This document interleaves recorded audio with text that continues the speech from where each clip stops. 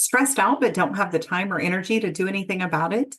Grab the Busy Nurse's Guide to Less Stress at www.jennylytle.com/guide. And make sure to subscribe and like the podcast. And please leave a review. It really helps. Hello, and welcome back to another episode of the Nurse's Break Room with Jenny Lytle RN. I'm Jenny, and we are continuing our series of the lies we tell ourselves with lie number 5, I don't know where to start. Now, this is something that is common, especially when it comes to things like taking care of ourselves. As nurses, most of us know where to start when it comes to taking care of others. We know how to jump in and get things done. But when it comes to our own needs, that can be a little bit more challenging. And really, I find that it's not that we don't know where to start, it's that there's so many options and we've never really taken the time to do it. And it combines with some other lies about feeling that self-care might be selfish or that now isn't the best time. And when we really just decide, okay, you know what, I deserve to be on my list of priorities, then there's a little bit of freedom and excitement in that, but also it can feel a little bit overwhelming at times. And I believe that when we stop and we really let that question sink into us a little bit, and instead of just automatically thinking, yeah, I don't even know where to start, working through some things that can help to get us some clarity on that. And so it may be as simple as sitting down and doing a little bit of journaling. If I want to do XYZ, or if I want to take care of myself, then what do I need most right now?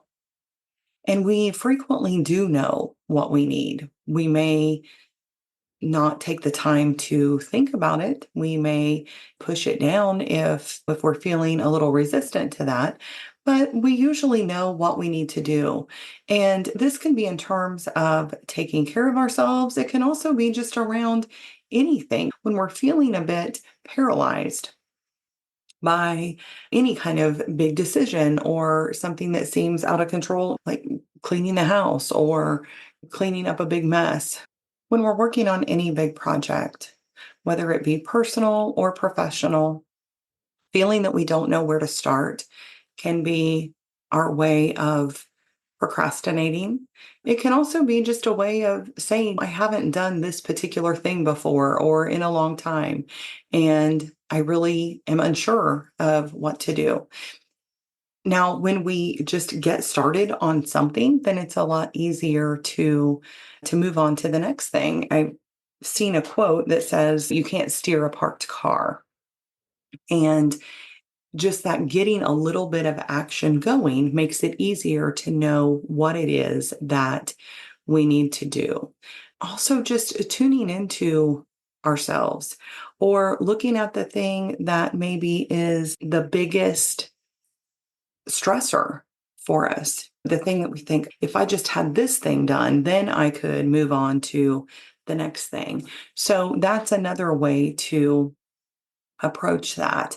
When we start with small things, then that gives us that sense of accomplishment. And once you've done one thing, then, hey, I'm going to go ahead and do another and another. But you have to take personality types into that as well. You may be somebody that's like, no, you know what? I'm going to get the thing that I really don't want to do. I'm going to get that done and over with because after that, it's all going to be easier. So knowing yourself and just taking the time to figure out, like, where am I right now? And where do I want to go? And then how am I going to get there? And that's one of the big topics that I talk about in my upcoming book, Self-Care Isn't Selfish, the Compassionate Nurse's Step-by-Step Guide to Personalized Stress Relief. And that goes into more detail on a lot of these topics. But the main thing now is that when you feel like you don't know where to start, just start somewhere. And then you can always, readjust as needed.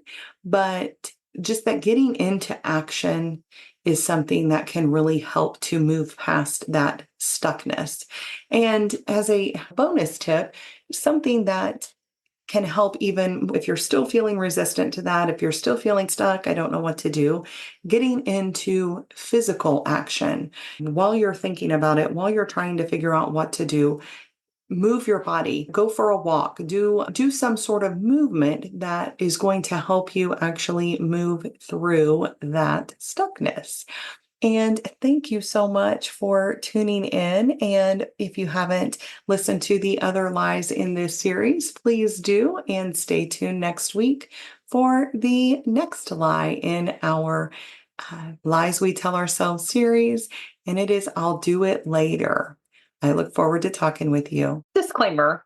Although I am a registered nurse, the medical and health information contained in this podcast is provided for general information and educational purposes only and is not a substitute for professional advice.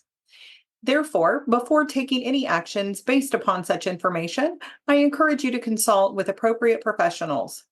I do not provide any specific medical or health advice, and the use of or reliance on any information contained in this podcast is solely at your own risk.